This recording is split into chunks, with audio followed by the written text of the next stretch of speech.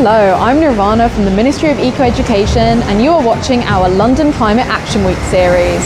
Our theme today is nature.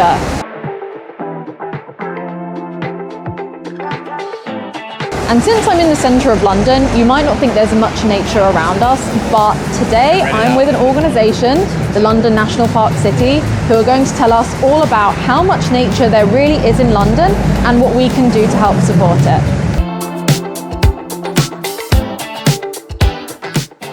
So, nice to meet you this morning. Nice to meet you too. So, what's your name and what is your job? My name is Miriam Selassie, and I'm one of the communications managers here at London National Park City.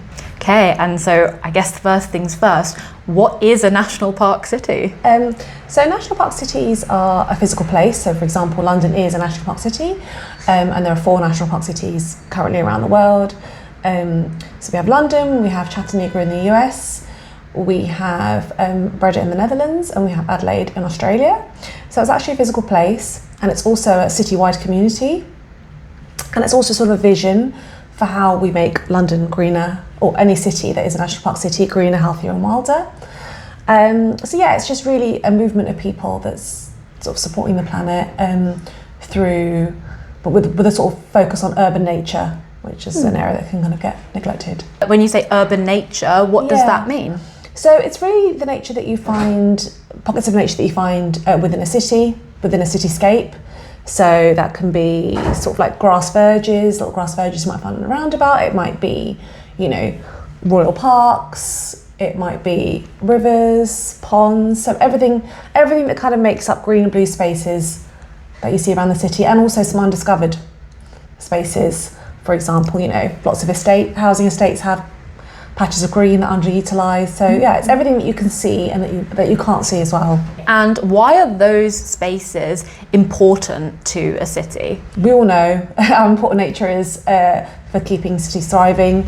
So obviously trees have an important role in producing oxygen, having biodiverse landscapes, so sort of rich in plant and animal life, is really important for supporting like pollinators like bees and butterflies, who then go on to pollinate the plants, many of which we eat. So it's a kind of it's an ecosystem where everything works in tandem together.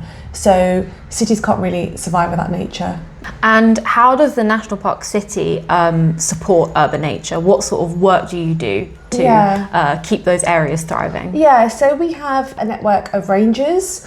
So it's spread throughout London's 33 boroughs, and they are volunteers who carry out nature-focused projects that are really, really varied. It could be food growing, it could be organising workshops. It's super varied in terms of what they do, but those sort of small projects all add up to a bigger picture of supporting not only the part of London, which is 50% already green and blue, but the 50% that isn't, and that's what we're really working towards. Having pockets of thriving nature all throughout the city. And so one of the ways we do that is through our ranger network. We also do work with lots of local councils and authorities, and work with them to access funding to support urban nature projects. There's really a lot more besides that. It's quite a big picture, but also when I described national park cities as both a physical place and a vision, it's getting that message out there that every member of a city can take part in making their cities green, healthy and wider. So it's not only about the physical city being something of a national park, but also the feeling, the community around making the city more greener and more wild. Absolutely, yeah. A community can just be 3 people gathering together with an idea and making it happen. But as you described, so the National Park City concept was also inspired by national parks, which is why we have in a national park you'll find rangers often, and this is our visitor centre, which we also find in a sort of like larger scale national park. We're trying to sort of mirror some of those concepts, but at a city level. When you said that 50% of London is green and blue spaces, I mean, I think I did know that, but it still shocks me when I hear it, because 50% is such a large proportion.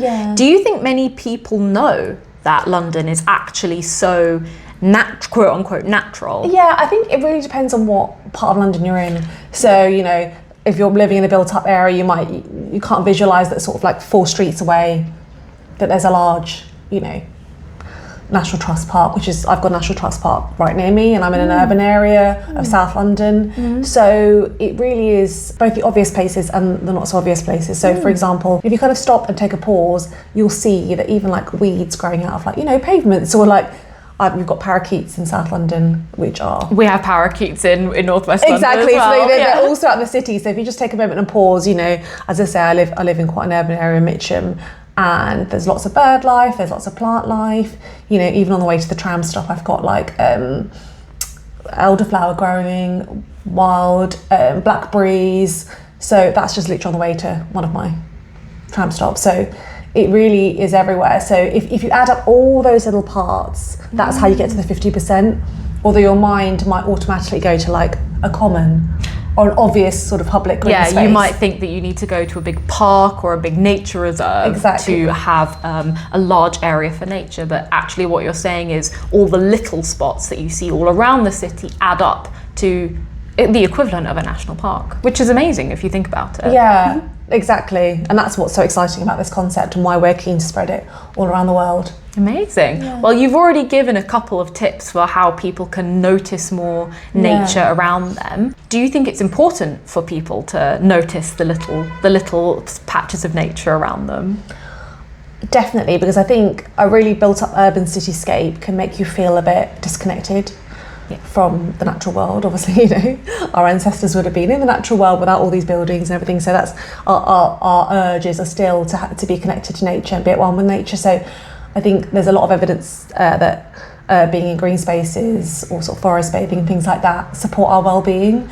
So I think it is really important, and it helps you sort of ground yourself in what is otherwise like a really frenetic, busy world. I guess my last question is, you know, this video is for London Climate Action Week. Do you have any messages or anything for the viewers of this video about how they can support urban nature at this time? Well, yeah, in relation to urban nature and also in relation to the climate. So the climate crisis can seem like a really big problem that, you know, what can I do?